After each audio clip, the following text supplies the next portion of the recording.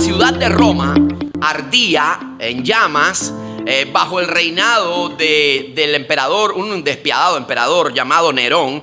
Muchos de los ciudadanos de Roma estaban totalmente convencidos de que Roma había prendido en llamas por causa de Nerón. Había sido él en un deseo ferviente, perverso, podamos decir, de construir. Y para construir, pues evidentemente él tenía que destruir lo que ya existía. Y en ese deseo perverso, pues él se encaminó en ese proyecto de destruir, de acabar, de reducir a cenizas la ciudad de Roma. Y por supuesto, esto trajo una conmoción a los ciudadanos romanos. Los ciudadanos romanos se sintieron muy angustiados, muy decepcionados, muy entristecidos, porque no solamente perdieron sus propiedades, perdieron familiares, perdieron sus recuerdos, perdieron sus hogares, perdieron sus posesiones, sus recursos, sus ahorros de años también fueron perdidos en ese momento. Y ellos conocían que Nerón, pues en su deseo desmedido, era el causante de todo esto. Y Nerón, entendiendo también que la ciudadanía estaba en un profundo descontento, pues inmediatamente trató de direccionar o redireccionar la hostilidad, e inmediatamente encontró un chivo expiatorio muy interesante, pues inmediatamente puso la culpa sobre ese incendio a la ciudad de Roma sobre los cristianos, sobre los creyentes en Jesucristo. Esto, por supuesto, desató toda una enorme persecución hacia el cristianismo, y los romanos, como ya odiaban a los judíos, también odiaban a los cristianos, porque de cierta manera estaban vinculados con los judíos. Pues comenzó la persecución atroz al pueblo de Dios, a los cristianos que estaban en Roma. Y es precisamente ahí, en ese contexto, donde aparece esta carta que hoy nosotros acá estamos leyendo y que nos ocupa en esta noche. Ahí precisamente es que aparece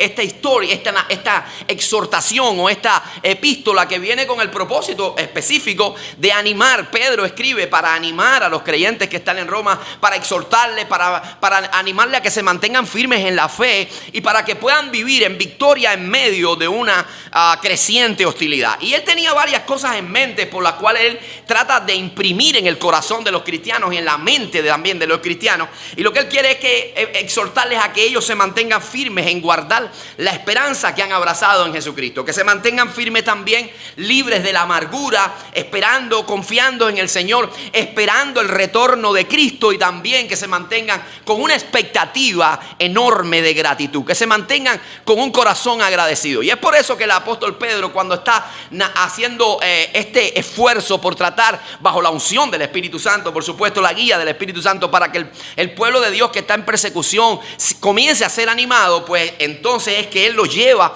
a un texto como el que acabamos de leer en esta noche, que precisamente los presenta ante el sacrificio expiatorio del Señor Jesucristo. Y él les pone la mirada precisamente en Jesús, en el sacrificio que fue el sacrificio por excelencia, que trae perdón a la humanidad, el más alto precio que fue pagado, que fue precisamente el sacrificio sustituto por cada uno de nosotros, para que nosotros pudiéramos encontrar gracia y oportuno socorro a la presencia del Padre, para que nosotros podamos alcanzar salvación en Dios. Así que en este momento se ganó nuestro rescate por nuestra salvación. Se alcanzó la salvación por nuestra salvación. Así que eso nos lleva directamente a una pregunta: ¿por qué tendríamos que ser rescatados? ¿Por qué tendríamos que ser rescatados? ¿En qué condiciones estábamos? Y eso precisamente nos lleva a nuestro primer punto en esta noche, que tiene que ver con nuestra herencia descalificatoria. Nuestra herencia descalificatoria. Mire que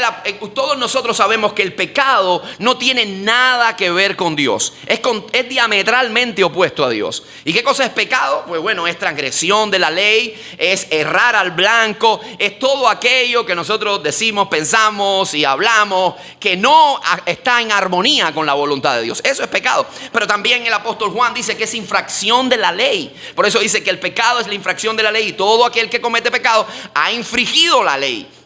Así que quizás alguno en esta noche me dice: bueno, pastor, pero está bien, estoy de acuerdo con usted en que infringir la ley es pecado, pero eso no tiene nada que ver conmigo. Eso no tiene nada que ver conmigo, porque yo soy un buen ciudadano. Yo soy un hombre que se ajusta a las leyes de mi país. Yo soy una persona que se ajusta a las leyes en mi trabajo, en mi centro de trabajo. Me ajusto a los preceptos en mi escuela, en el lugar donde estoy. No soy un buen esposo, un buen hijo, un buen padre. Así que yo creo que yo no entro en esa clasificación de las personas que están están desconectadas de Dios o pecadoras. Pues bueno, yo no les hablé específicamente de eso, sino les hablé de una herencia descalificadora, de una herencia descalificadora que es específicamente la que el apóstol Pedro está hablando en esta noche. Por eso Pedro dice, sabiendo que fuisteis rescatados, como hace un momento leímos, de vuestra vana manera de vivir, la cual recibisteis. Te viene por herencia, dice, la cual recibisteis de vuestros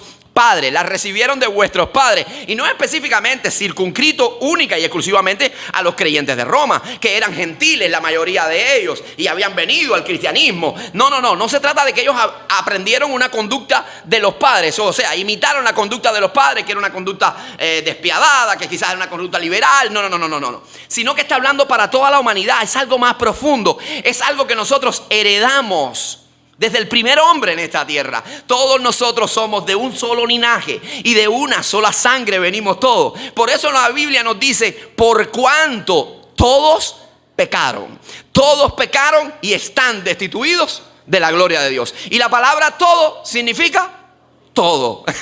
Todo significa todo, sin excepción de ningún tipo. Todos entramos, calificamos para ese todo. Todos estamos ajustados en esa nomenclatura. Todos estamos allí. Todos estamos en la misma talla. Todos somos pecadores porque todos venimos de una misma línea sanguínea. Todos venimos de Adán. Y Pablo lo explica un poquito mejor cuando dice en el libro a los Romanos, hablándole a los cristianos también de Roma, en el capítulo 5, versículo 12, que quiero compartirle con a ustedes el texto. Dice, por tanto, mire cómo lo explica él. Por tanto, como el pecado entró en el mundo por un hombre, está haciendo referencia al primer hombre creado, del cual todos nacimos, del cual usted no viene del mono, usted no viene evolucionando de millones y millones de años de un mono, usted nace precisamente por el resultado de la obra creadora de Dios. Hizo un primer hombre y les dijo, pues multiplíquense y administren la tierra, sojuzgar la tierra y poblarla, y precisamente de ahí venimos todos. Así que ese primer hombre fue el que cometió pecado, entró el pecado en el mundo por un hombre, dice, y por el pecado la muerte, así la muerte pasó a todos los hombres, por cuanto todos, ¿qué? Por cuanto todos, oh mi hermano, entonces tú y yo entramos dentro de la condición de pecadores. Tenemos esa herencia que nos descalifica ante Dios. Tú y yo estamos en un problema serio, en un grave problema, porque el pecado, ¿qué es lo que arroja a este mundo? ¿Qué es lo que trae a este mundo? ¿Cuál es el resultado? Pues la Escritura nos dice que la paga del pecado es la muerte. Por una cuestión de tiempo, creo que no podemos leer mucho lo de Génesis, pero vamos a leer un pequeño fragmento de la conversación que Dios tiene con Adán en el jardín. Y le dice, y mandó Jehová a Dios al hombre, diciendo, de todo árbol del huerto podrás comer, mas del árbol de la ciencia del bien y del mal no comerás. ¿Por qué?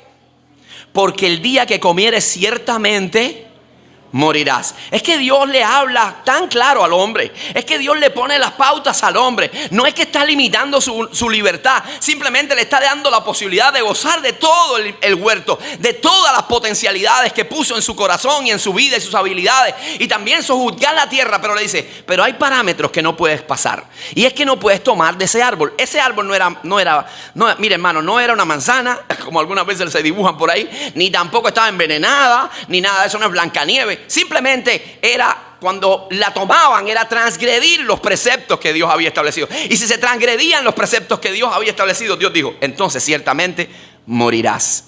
Y evidentemente nosotros sabemos que más adelante en la historia él va a morir. Adán muere, por supuesto, se va poniendo viejo, va envejeciendo y murió, precisamente porque el pecado trajo el envejecimiento y la enfermedad. Pero el concepto de muerte es mucho más profundo, porque habla de una separación de Dios. Es una muerte espiritual que ocurrió en el mismo acto donde él quebrantó la ley de Dios. Y ahí entramos todo. Dice la Escritura que la paga del pecado es la muerte.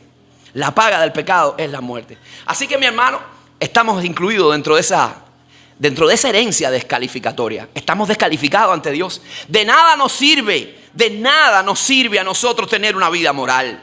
De nada vamos a resolver, incluso teniendo actos filantrópicos, no vamos a resolver nada. Y hay personas que piensan que se pueden justificar ante Dios y que pueden ser aceptos delante de la presencia de Dios, precisamente porque son personas morales, porque tienen una conducta correcta, o porque hacen actos filantrópicos toda su vida, están ayudando al pobre, al necesitado, al desvalido, les tienden una mano, y eso es muy bueno. Y te exhorto a que lo continúes haciendo, pero no es suficiente, ni nos justifica delante de Dios. Tampoco te justifica el tener una religión. Hay personas que dicen, bueno, pero yo voy a la iglesia, pero no basta con ir a la iglesia. Pero yo leo la Biblia. No basta con leer la Biblia, porque no se trata de una religión. Porque si se tratara de actos filantrópicos, de una moralidad excelente y de tener una religión, estaríamos conquistando la salvación por nuestros esfuerzos humanos, por nuestras obras. Y no funciona de esta manera. Cuando nosotros vamos a la Escritura, cuando vamos a la Biblia, vamos a encontrar que la Biblia no deja espacio para la salvación por obra. No deja espacio por ningún lado. Tiene que haber una intervención divina. Tiene que venir el mismo Dios a salvarnos, porque nosotros no podemos. Estamos descalificados. Mira lo que dice la palabra. Como no deja espacio para las obras humanas. Dice, pero Dios, que es rico en misericordia. Él es rico en misericordia. Por su grande amor con que nos amó, estando nosotros muertos en el pecado, nos dio vida juntamente con Cristo. Entre paréntesis dice Pablo, por gracia sois salvos. Y versículos más abajo dice, porque por gracia sois salvos, por medio de la fe. Ni tan siquiera esto de ustedes, dice Pablo, para que no te pavones porque tienes una gran fe. Porque hay gente que dice, pero yo tengo una clase de fe. Oye, yo sí tengo fe. Pero esa fe no es ni tuya, te ha sido dada. Es un don de Dios. Y dice el apóstol Pablo, no por obra, para que nadie se gloríe delante de la persona, de la presencia de Dios. Nadie se gloríe. Así que no basta con tener actos filantrópicos ni tener una vida moral, ni tan siquiera con tener una religión. En la misma Escritura nosotros nos vamos a encontrar historias de personas que estaban muy conectados a la religión, sin embargo estaban perdidos, estaban lejos de Dios. Y qué triste es estar conectado a una religión, a una iglesia, y no conocer al Dios de la iglesia. Y hay personas así, pueden estar así. Yo me acuerdo cuando yo estaba en la escuela, a mí a veces la profesora me decían, oye, tú vienes a la escuela, pero la escuela no viene a ti. Porque no entendía nada, yo suspendía y todo, estaba fuera de todo. Así hay gente que están en la iglesia, pero la iglesia no llega en el corazón de ellos. Están solamente ocupando un lugar, y eso no funciona. Nicodemo es uno de ellos. Tuvo una entrevista con Jesús, un rabino, un conocedor de la ley, conocía toda la escritura del Antiguo Testamento. Sin embargo, Jesús le dijo, pero de nada te sirve, necesitas nacer de nuevo, tener un encuentro, venir a los pies de Cristo. Necesitas arrepentirte de tus pecados. Necesitas eso. Hay un joven rico también que se narra una historia en el Nuevo Testamento. Tenía todas las posesiones del mundo, todo el confort del mundo, todo a su disposición y juventud, divino tesoro. Sin embargo, estaba angustiado porque tenía una insatisfacción muy grande en su alma. Viene a Jesús y le dice, ¿qué tengo que hacer para heredar la vida eterna? ¿Qué es lo que tengo que hacer? Jesús le dice, bueno, los mandamientos tú sabes. Sí, los sé todos y desde niño los guardo.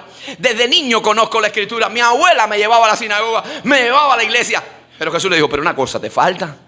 Vende todo lo que tienes, dáselo a los pobres y ven y sígueme tomando tu cruz cada día. Y él dijo, no, esto es muy fuerte para mí. Así que no se trata de religión, porque tenía los mandamientos, sin embargo, estaba fuera, descalificado. Nosotros necesitamos la intervención de Dios. Nosotros necesitamos a Dios entrando en nuestra vida. Y eso nos lleva precisamente al más alto precio que fue pagado por nuestro rescate. Y ese es mi segundo punto. Por eso Pedro le dice, porque fuisteis rescatados de vuestra vana manera de vivir. Fue el mismo Dios que tuvo un acto de gracia y vino a nuestra vida, se acercó a nosotros. Dice Mateo dice, porque el Hijo del Hombre, haciendo referencia a la mesianidad de Cristo, a la divinidad de Cristo, a ese profeta, a ese Dios que venía cumpliendo las profecías precisamente para liberar a su pueblo, para liberar a la humanidad. Dice, el Hijo del Hombre no vino para ser servido. No vino para ser servido, sino para servir y para dar su vida ¿en qué? En rescate. Diga conmigo, en rescate. En rescate por mucho. Él vino a hacer precisamente el rescate. Por eso Pedro dice, porque fuimos rescatados de vuestra vana manera de vivir, no con cosas corruptibles como el oro y la plata.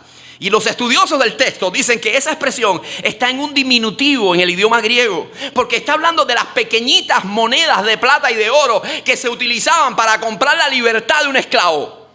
Pero él está haciendo una comparación con toda intención y dice, en comparación a esas pequeñitas monedas de plata, que es un precio importante para los hombres, el precio que se pagó por ti es más alto. Es la sangre del Cordero de Dios, del Hijo de Dios, como de un cordero sin mancha, inmolado desde antes de la fundación del mundo. El precio que se pagó por ti es mayor. El precio que se pagó por nosotros es muy alto. Le costó la sangre a Jesucristo. Le costó estar en una cruz, suspendido en un madero. Y cuando nosotros vemos ese cuadro de la cruz, amados, amigos y hermanos, nos quedamos impresionados. El precio tan alto que tuvo que pagar. Ese precio tan alto, no hay otro como ese. Cuando vemos todas las implicaciones físicas que tuvo, cómo fue traspasado por esos clavos de 5 a 7 pulgadas. Esos clavos que usted ve en las líneas del ferrocarril son muy parecidos a los que le pusieron en las manos a Jesucristo y en los pies. Que fue puesto con una corona de espina, que también trajo un dolor agudizante a su cráneo. Pero no solamente colgado en la cruz, sino todo el proceso antes, previo a la cruz, que fue flagelado con un flagrum romano, con tiras de cuero, y en las puntas tenía pequeños pedazos de hueso y de plomo, que cuando comenzaban a arrojarse sobre su cuerpo, a golpear el cuerpo de Jesús, comenzó a zanjar su piel. Pero no se quedó en la superficie, sino que zanjaba los músculos y rompía las arterias y rompía las venas, produciendo un sangrado enorme. Qué dolor tan intenso, qué muerte tan atroz, que los mismos ciudadanos romanos, cuando eran ejecutados y eran sentenciados a una pena de muerte, estaban excluidos de la crucifixión porque sabían lo horrenda, humillante y tortuosa que era esa muerte. En esa situación estaba Jesús. En esa situación le costaste la sangre al Hijo de Dios. Se pagó un alto precio por ti y por mí. Así que si alguien te viene a decir que tú no vales nada, que tú no eres importante, que tú eres un personaje de segunda mano, un ciudadano de segunda clase, que tú no eres importante, yo quiero que tú pienses en esto. Le costaste el mayor sacrificio al Dios de la gloria, envió lo que más amaba a su Hijo, y su Hijo no se renegó a darse por ti. Le costaste la sangre a Jesús. Tienes un alto valor. Aleluya. ¿Cuántos dicen amén a eso? Yo quiero que tú le digas que está a tu lado, tú tienes un alto valor. Vales mucho. Dile que está a tu lado. Vales mucho. ¿Usted sabe por qué? Porque el diablo te quiere hacer ver que no vales nada. El mundo te dice que no vales nada. Hay gente que te dice que no vales nada. Pero tú vales mucho. Vales la sangre de Cristo. El amor de Dios se derramó sobre tu vida. Amado, pero no solamente eso. No solo eso. No solo las implicaciones físicas de aquella cruz, la tortura física. Jesús recibió sobre él, amado, la ira santa y justa de Dios. Él fue receptor de esa ira justa. Por eso nosotros, cuando vemos la Escritura, vamos a encontrar que el mismo Jesucristo en el día jueves, ayer, que estaba en el Getsemaní, cuando él está orando con sus discípulos allí, él comienza a decirle al Padre: Padre, si es posible, si hay otra forma, pasa de mí esta copa. Pasa de mí esta copa, porque es fuerte lo que me viene encima. Pero no solamente está pensando en la cruz, en el flagrum y en la corona. Jesús está pensando en ese momento donde la ira de Dios iba a reposar sobre su vida, porque el pecado de toda la humanidad estaba sobre él. El que no conoció pecado, dice Pablo, el que no conoció pecado, por nosotros se hizo pecado, para que tú y yo fuésemos hechos justicia de Dios en él. Su justicia fue imputada a nuestra vida. La vida santa y pura que él vivió, nos las puso en nosotros, y toda nuestra mugre la tomó sobre él. Por eso le está diciendo esa copa de la ira. Porque en el Antiguo Testamento, siempre que se habla de la ira de Dios, se hace referencia a la copa. Por eso Jesús dice: pasa de mí esta copa, pero que no se haga mi voluntad, sino la tuya. Porque tu voluntad trae mejores dividendos, trae mejores resultados. Por eso Jesús dice: si es posible, pasa de mí esta copa. En el libro de Isaías, en el libro de Jeremías, se habla de cómo la copa de la ira de Dios fue descargada sobre Jerusalén, sobre Edom, sobre Israel. Así que Jesús, el justo, toma nuestro lugar, y el que no cometió pecado, por nosotros se hace pecado.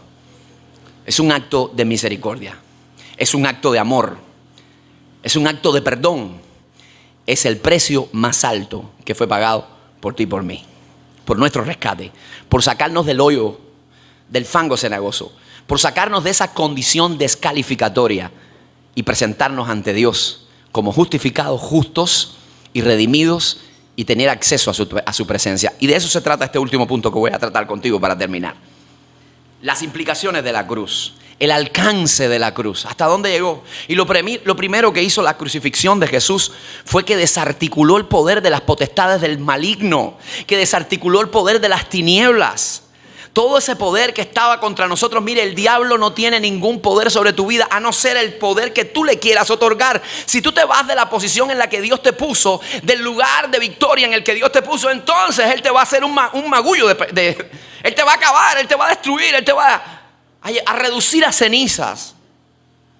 Pero si nosotros nos mantenemos en la posición que Cristo nos dio, la Biblia dice que somos más que vencedores por medio de aquel que nos amó.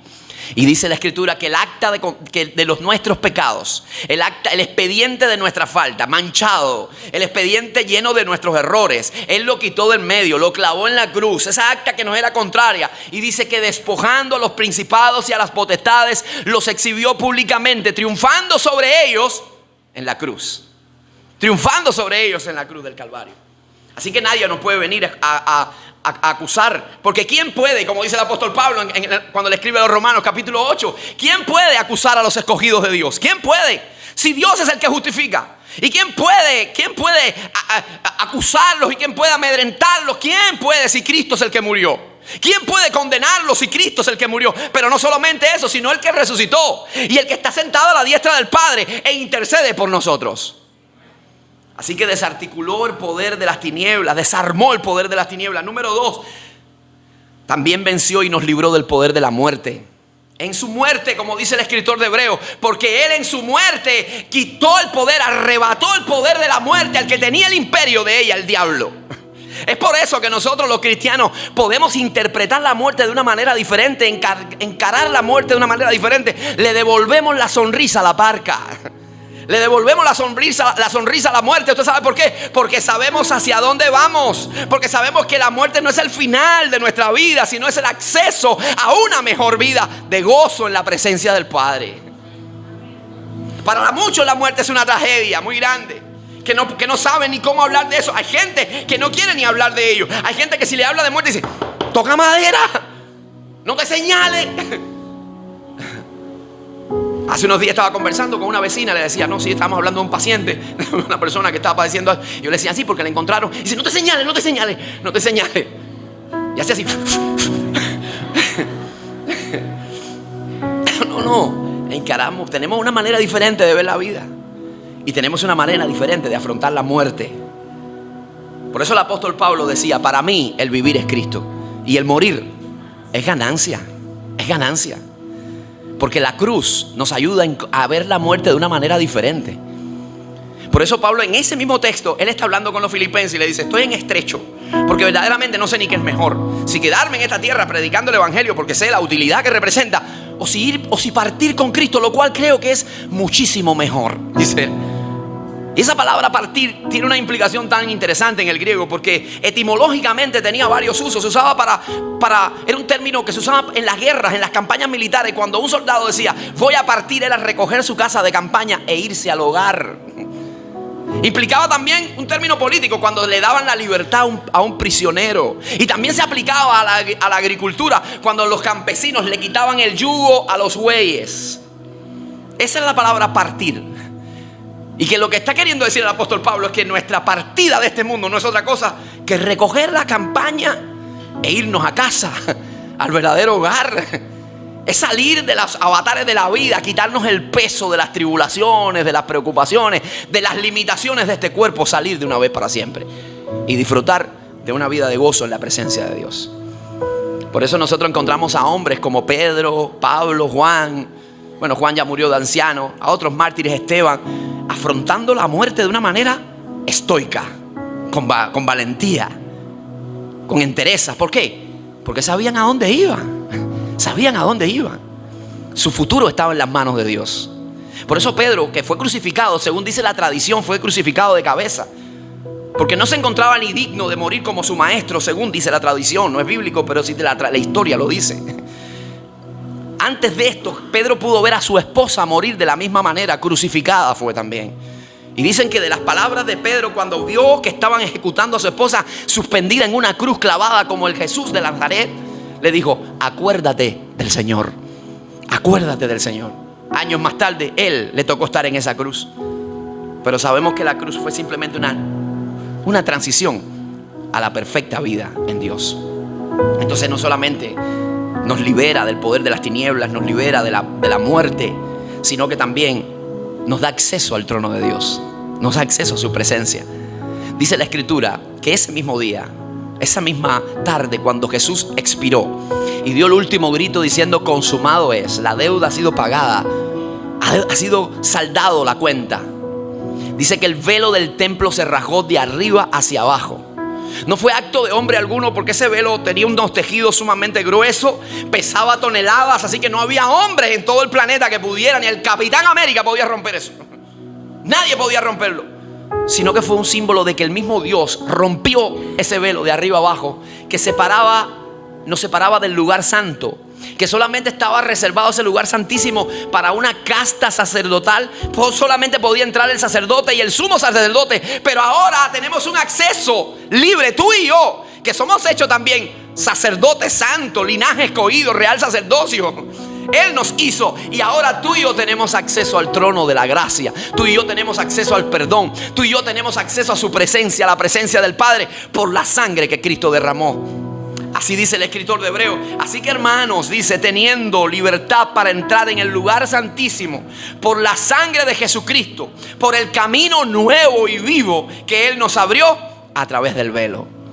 Nada nos puede separar de Él. La obra de Cristo nos acerca a Dios, nos reconcilia con Dios.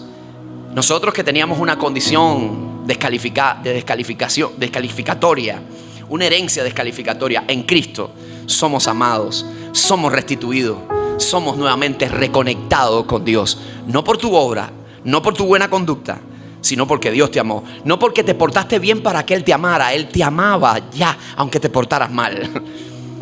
Y la pregunta que nosotros debemos hacernos en esta noche es la siguiente. ¿Vas a aceptar que necesitas ser rescatado?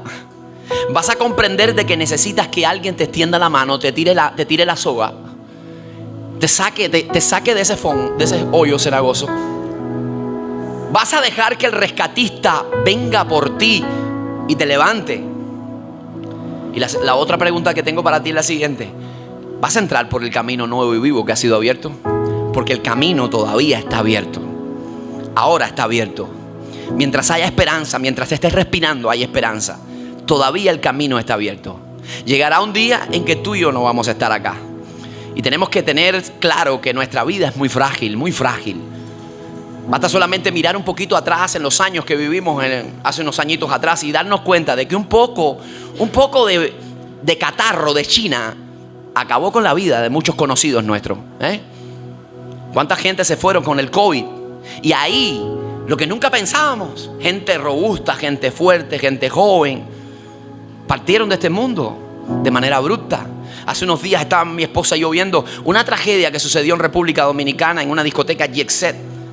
¿Cuántas personas murieron ahí? Personas que no tenían en planes morir.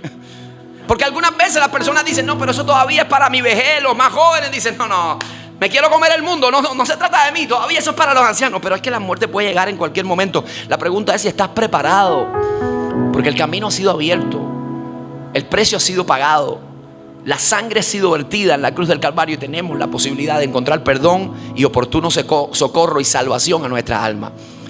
Y eso nos hace vivir tranquilo, no solamente asegurado para lo que ha de venir, sino asegurado porque el Dios está con nosotros todos los días, hoy hasta la consumación de los tiempos.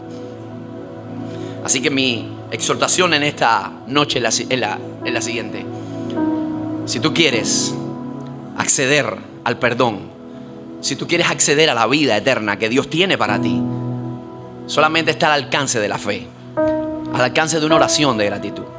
Así que para ti y para los invitados que están con nosotros esta noche, es la invitación. Y quiero pedirle a la iglesia y a todos, por favor, que cerremos nuestros ojos para orar y para estar en comunión con Dios. Y específicamente para ti, que nos visitas hoy. Esta noche ha sido preparada desde la eternidad pasada para ti. No es producto de la casualidad que tú te encuentres aquí hoy. Es que ni es producto de la casualidad que tú hayas librado tantas cosas en la vida y quizás hoy tú te dices, pero ¿de cuántas cosas yo he salido? ¿Cómo yo no me fui en el accidente? ¿Cómo yo no me morí en la mesa de operaciones? ¿Cómo pude llegar hasta aquí a pesar de todo lo que yo he pasado? ¿Cómo todavía respiro? ¿Cómo todavía estoy vivo? Te puedo decir algo. Es Dios que ha estado contigo. Desde antes que lo conocieras, desde antes que supieras de la palabra Dios, ya Él estaba contigo. Él conocía tu nombre y preparó esta noche para ti, específicamente para ti, para hablarte de esto, para hablarte del precio que fue pagado por ti, para darte la oportunidad más grande que se le pueda dar a un ser humano. Así que no, sin preámbulo, sin dilatar más el asunto, si tú quieres entregar tu vida a Jesús, si tú quieres decirle a Él: sé el Señor de mi vida, mi Salvador, mi vida, mi aliento, mi esperanza, mi amigo, mi sustento, mi proveedor, mi guía, yo te voy a invitar que tú me levantes tu mano y yo voy a tener una oración por ti. Si tú te estás en tu asiento ahí mismo, Dios te bendiga. Una mano, una jovencita se levanta. Si hay alguien que quiera decirle: Jesús, aquí está mi corazón, entra a mi vida, yo voy a orar por ti. Si hay alguien que quiera, levánteme su mano y yo voy a tener una oración por ti. Hay alguien aquí, Dios le bendiga, que se levantó su mano. Hay alguien más, Dios le bendiga por allá, Dios le bendiga, Dios le bendiga, Dios le bendiga. Que nunca lo haya hecho, que nunca lo haya hecho. Así que yo quiero que tú repitas conmigo esta oración. Yo quiero que te pongas de pie. Ponte de pie ahí en el asiento tuyo. Toda la iglesia sigue orando. Ponte de pie ahí en el asiento mientras oro por ti. No tenga pena, póngase de pie. Los que levantaron su mano, solo los que levantaron su mano, pónganse de pie. Yo voy a orar por ti ahora. Repita conmigo esta oración. Señor Jesús, gracias. Gracias por el sacrificio en la cruz del Calvario. Porque no merecía tanto. Era yo el que merecía estar allí suspendido en esa cruz. Pero tú tomaste mi lugar. En la subasta de la eternidad pagaste el más alto precio. Gracias. Recíbeme como tu hijo. Perdona mis pecados, mis errores. Escribe mi nombre en el libro de la vida. Gracias, en el nombre que es sobre todo nombre, en el nombre de Jesús. Amén y amén. Gloria a Dios. Ahora yo quiero que le den un aplauso a estas vidas que han aceptado al Señor. Amén. Bueno, ahí atrás va a estar el hermano para los que han aceptado al Señor en esta noche, que son parte de la familia de la fe. Allá atrás va a estar Freddy y Rizel, aquellos dos jovencitos que están allí atrás. Ellos van a tener un regalo para ustedes, así que si no se vayan de este lugar sin verlos a ellos. Ellos tienen una revista de un evangelio de Juan para que usted se lleve a casa y se pueda comenzar a alimentar con esta escritura. Así que ellos van a orar por usted. Si usted también tiene algún motivo que quiere por el cual estén orando, ellos están ahí para orar por usted, para orar por su familia, para orar por su asunto. Así que no se vaya sin verlos a ellos, Así que todos los demás nos ponemos de pie en esta noche y damos muchas gracias a Dios por todo lo que ha acontecido en este lugar.